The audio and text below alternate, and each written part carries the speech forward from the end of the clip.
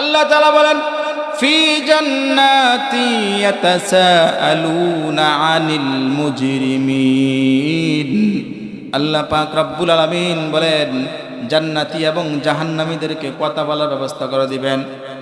আল্লাহ পাক রব্বুল আলামিন বলেন জান্নাতীরা জাহান্নামীদেরকে জিজ্ঞাসা করবে কোন কারণে তোমরা জাহান্নামে গিয়েছো? দুনিয়াতে তো আমরা একসাথে ছিলাম, একই চায়ের স্টলে বসে আমরা চা খাইতাম, ঠিক কিনা? তারা বলবে একই চায়ের স্টলে বসে আমরা চা খাইতাম, একই দোকানে বসে আড্ডা মারতাম, একই বাজারের মধ্যে বাজার করতাম, কিন্তু আজকে আমরা জান্নাতি আর তোমরা জাহান্নামে কেন? আমরা জান্নাতে আর তোমরা জাহান্নামে কেন? জান্নাতীরা এই জাহান্নামীদেরকে এই প্রশ্ন করবে। জাহান্নামীরা এই প্রশ্নের উত্তর দিবে, চারটা উত্তর। তারা বলবে আমরা চার কারণে জাহান্নামী। কয় কারণে জাহান্নামী? চার কারণে। জান্নাতীরা জাহান্নামীদেরকে জিজ্ঞাসা করবে কয় কারণে জাহান্নামে গেছো? জাহান্নামীরা সেদিন বলবে আল্লাহ আমাদেরকে জাহান্নামে দিয়েছেন চারটা কারণে। কয়টা কারণে? চারটা কারণে। চারটা কারণ শেষ করে আলোচনা শেষ করব। আলোচনা শেষ একবারে চারটা কারণ বলে।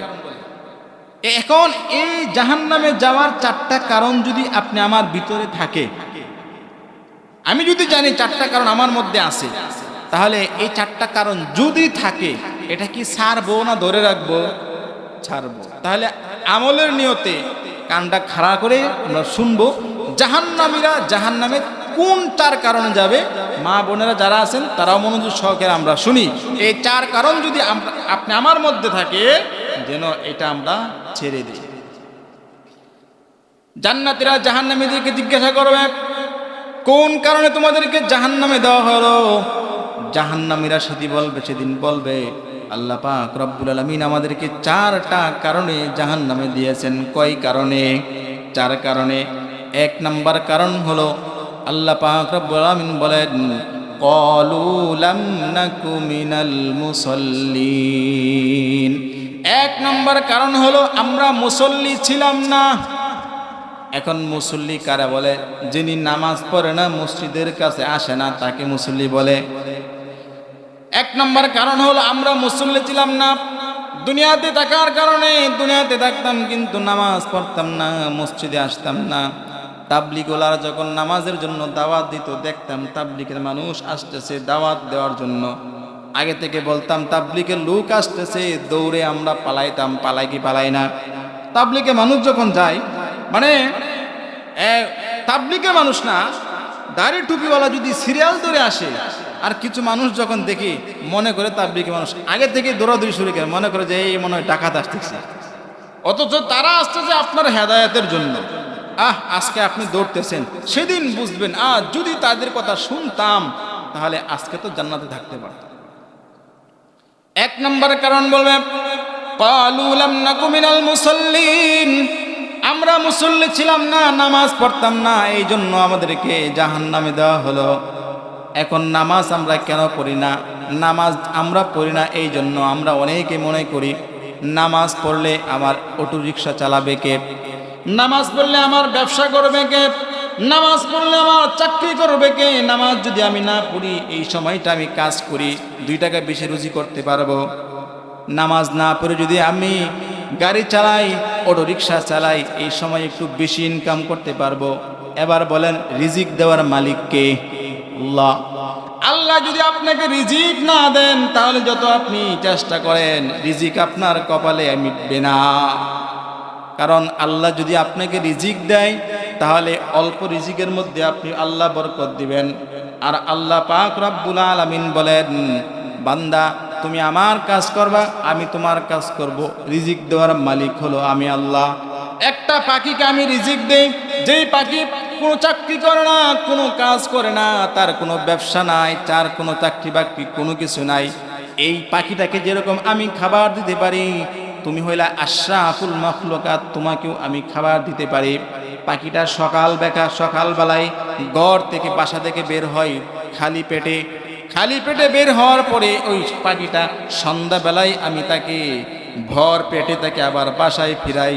যে আল্লাহ তাআলা একটা পাখিকে সকাল বেলায় খালি পেটে ভর পেটে বাসার মধ্যে ফিরাই, ওই আল্লাহ কি আপনি আমার মতো আশরাফুল মাখলুকাতকে রিজিক দিতে পারবেন না? তাহলে আমরা রিজিকের জন্য কি করি? রিজিকের জন্য আমরা অনেক করি। যদি ব্যবসাটা না করি, এখন কাস্টমারের বড় চাপ। দেখবেন যারা ব্যবসা করে নামাজের সময় কাস্টমারের অনেক চাপ থাকে, নামাজের সময় কাস্টমারের চাপ, নামাজের সময় প্যাসেঞ্জার পাওয়া যায় না, নামাজের সময় হয়েছে প্যাসেঞ্জারের এত চাপ। নামাজের সময় এটা পরীক্ষা, এটা পরীক্ষা। নামাজের সময় প্যাসেঞ্জার, নামাজের সময় আপনার দোকানদের মাল কিনতে আসছে, এটা হলো পরীক্ষা। আপনার কি করতে হবে? নামাজ কন্টিনিউ করতে হবে। আল্লাহ পাক রব্বুল আলামিন বলেন, লা নাসআলুকা রিজকা, আল্লাহ বলেন ওয়া'মুর আহলাকা বিস-সালাহ, তুমি তোমার পরিবারকে নামাজের আদেশ করো, ওয়াসতাবির আলাইহা, নামাজের উপর অটল থাকো, নামাজ পড়তে থাকো। লা নাসআলুকা রিজকা, আমি আল্লাহ তোমার কাছে রিজিক চাই না। আমি আল্লাহ তোমাকে বলি নাই সকালবেলা আমাকে খাবার দাও, বিকালবেলা আমাকে খাবার দাও, রাত্রে আমাকে খাবার দাও। আমি আল্লাহ তোমার কাছে রিজিক চাই না, বরং নাহনু নারযুকুকা, বরং আমি আল্লাহ তোমাকে রিজিক দান করব। তাহলে রিজিক দেওয়ার মালিক হলেন আল্লাহ। আমরা রিজিক আনতে চাই, চেষ্টা করে। আল্লাহ যদি না দেন, চেষ্টা করলে রিজিক আনা যাবে না। এই জন্য রিজিক কিভাবে তালাশ করবেন? আপনি এমনভাবে করবেন যেন আল্লাহর বিধান যেন লঙ্ঘন না হয়ে যায়। তাহলে 1 নম্বর কারণ জাহান্নামে যাওয়ার, নামাজ না পড়া। কি না পড়া? নামাজ না পড়া। এখন আমরা যারা নামাজ পড়ি না, নামাজ পড়বো কি পড়বো না? পড়বো। নামাজ যদি আমরা না পড়ি, জান্নাতে যাব না জাহান্নামে? জাহান্নামে যাব। এই জন্য জাহান্নামীরা বলেন যে আমাদেরকে জাহান্নামে দেওয়ার 1 নম্বর কারণ হলো আমরা মুসল্লি ছিলাম না, নামাজি ছিলাম। জাহান্নামে যাওয়ার 2 নম্বর কারণ হলো মিসকিনদেরকে খাবার না খাওয়ানো। মিসকিনদেরকে খাবার খাওয়াইলে এটা সওয়াবের বিষয়। মিসকিন ছাড়াও যদি আপনি কোনো মুমিনকে খাবার খাওয়ান, এটাও সওয়াবের বিষয়। একজন মুমিন ভাইকে আপনি খাবার খাওয়াইলেন, দাওয়াত দিয়ে দাওয়াত করলেন, এটাও সওয়াবের বিষয়। শুধুমাত্র যে মসজিদের ইমাম সাহেবকে খাওয়াতে হবে এরকম না। আপনার চাচাতো ভাই আছে, বাইরে বলেন যে ভাই আজকে আসেন আমার ঘরে খান, রাতের বেলায় আমার ঘরে খানা খাবেন, দাওয়াত দেন, ছোট ভাইকে দাওয়াত দেন, চাচাকে দাওয়াত দেন, এনে খাওয়ান, এটা আপনার কর্তব্য। এই জন্য জাহান্নামে যাওয়ার 2 নম্বর কারণ হলো মিসকিনদেরকে খাবার না খাওয়ানো। কারণ ইবাদতের মধ্যে সবচেয়ে উত্তম ইবাদত হলো মানুষকে খাবার খাওয়ানো। এক সাহাবী এসে বলতেছে, ইয়া রাসূলুল্লাহ, ইসলামের মধ্যে সবচেয়ে ভালো কাজ কোনটা? আল্লাহ রাসূল বলেন, মানুষকে খাবার খাওয়ানো। আল্লাহ রাসূল বলেন কি? মানুষকে খাবার খাওয়ানো। সাহাবী বলতেছে, ইয়া রাসূলুল্লাহ, আইয়ুল ইসলামি খায়র, ইসলামের মধ্যে সবচেয়ে উত্তম জিনিস কোনটা, সবের কাজ কোনটা? রাসূল তো ছিলেন রুহানি ডাক্তার, প্রশ্নকর্তার চোখের ইঙ্গিত দেখে, চেহারা দেখে বলতে পারতেন তার উত্তরটা কি হবে। স্বার্থের খাওয়াবেন না মানুষকে। খাওয়াইলে নিঃস্বার্থভাবে খাওয়াবেন, স্বার্থের খাওয়াবেন। এটা তো একটা ব্যবসা, এটা আধুনিক ব্যবসা। যত ধরনের ব্যবসা দেখেন, আমি এটাকে ব্যবসায়ী বলি। কারণ সারাদিন কাজ শেষে রাতের বেলা বলবেন যে এই লিস্টিটা নিয়ে আসো, দেখি কে কত দিল রে, আর খরচ কত হয়েছে, আর কত টাকা উঠছে। কি বলেন? এরকম হয় না? হয়। এই স্বার্থের খাওয়াবেন না। সাহাবায়ে কেরাম রাদিয়াল্লাহু তাআলা আনহুম, তারা একমাত্র আল্লাহর সন্তুষ্টির জন্য খাবার খাওয়াইতেন মানুষকে। ইন্নামা নুতঈমুকুম লিওয়াজহিল্লাহ, আমরা কেবল খানা খাওয়াই একমাত্র আল্লাহর সন্তুষ্টির জন্য। আল্লাহ যদি সন্তুষ্টি হন, দুনিয়ার সমস্ত মানুষ যদি বেজার হন, করার কিছু নাই। আমার কাজের কারণে দুনিয়ার সমস্ত মানুষ যদি বেজার হন অথবা অসন্তুষ্ট হন, এতে আমার কোনো কিছু আসে যায় না যদি আল্লাহ খুশি হয়ে যান। এই জন্য আমাদেরকে কি করতে হবে? এতিম মিসকিনদেরকে খাবার খাওয়াতে হবে। জাহান্নামীদের 2 নম্বর কারণ হলো তারা মিসকিনদেরকে খাবার খাওয়াইতো না। 1 নম্বর কারণ হলো তারা নামাজ পড়তো না। 2 নম্বর হলো এতিম মিসকিনদেরকে খাবার খাওয়াইতো না। এই জন্য আপনি কি করবেন? শুক্রবার আসছে, এতিম মিসকিন দিয়ে আপনি ডাইকে আয় না, এদেরকে যে গরুর গোশত দিয়ে খাওয়াতে হবে এরকম না তো। আপনি যেটা দিয়ে খাইলেন, একটা মাছ কিনে আনছেন, আপনার পাড়ায় একজন এতিম আছে, তাই কিনে আসলেন, ভাই যে তুমি আমার সাথে আজকে খাবার খাইবা, এ নিয়ে আসলেন, খাবার খাওয়াইলেন, মাথার মধ্যে তেল দিয়ে দিলেন, যাওয়ার সময় 20টা টাকাই দিলেন, তুমি এটা দিয়ে মজা খাইও, আল্লাহর আরশ খুশি হয়ে যাবে। আপনি তো মাত্র 20 টাকা খাওয়াইলেন। 5 জন ঘরে যদি আপনি রান্না করেন, ওইখানে একজন মানুষকে এমনিতেই খাওয়ানো যায়, এটা ইচ্ছা করলেই হয়ে যায়, কিন্তু আমরা এটা ইচ্ছা করি নাই। রাসূলুল্লাহ সাল্লাল্লাহু আলাইহি ওয়াসাল্লাম বলেন, আনা ওয়া কাফিলুল ইয়াতীম, আমি এবং এতিমের অভিভাবক কাহাতাইন, এমন দূরত্ব থাকবো। আল্লাহ রাসূল ইশারা দিয়ে বলেন, এই আঙ্গুলের মাথা এবং এই আঙ্গুলের মাথা অনেক দূরে। আল্লাহ রাসূল বলেন, এই আঙ্গুলের মাথায় ওই আঙ্গুলের মাথা যতটুকু দূরত্বে, আমি এবং এতিমের অভিভাবক কাল হাসরের মাঠে এত কাছাকাছি থাকবো। রাসূল বলেন, এই জন্য আমার মোহতারাম হাজরিন, আমার এই মুহুরদিয়া দিগার পার এলাকাবাসী, আপনারা এতিমদেরকে মহব্বত করবেন, এতিমদেরকে ভালোবাসবেন। যেখানে এতিমখানা আছে এখানে যাবেন, যা একটু খাবার টাবার দিয়ে আসবেন, একটু হাদিয়া দিয়ে আসবেন, দোয়া চাইবেন, এটা আপনি করতে পারেন। বলতেছিলাম জাহান্নামে যাওয়ার 4টা কারণ। 1 নম্বর কারণ হলো ক্বালু লাম নাকু মিনাল মুসাল্লিন, আমরা মুসল্লি ছিলাম না। 2 নম্বর হলো ওয়ালাম নাকু মিনাল ওয়ালাম নাকু নুতঈমুল মিসকিন, মিসকিনদেরকে আবার আমরা খাওয়াইতাম না, খানা খাওয়াইতাম না। এবার আল্লাহ পাক রব্বুল আলামিন বলেন, জাহান্নামীরা জাহান্নামে যাওয়ার 3 নম্বর কারণ বলবে, ওয়া কুন্না নাখুদু মাআল খাইদিন, আমরা দুনিয়ায় অযথা যারা গল্প কাহিনী বলতো তাদের সাথে বসে আড্ডা মারতাম, অযথা যারা কথাবার্তা বলতো, মিথ্যা কথা বলতো, গীবত করতো, এরপরে আরেকজনের দোষ চর্চা করত, এমন বৈঠকে আমরা বসতাম।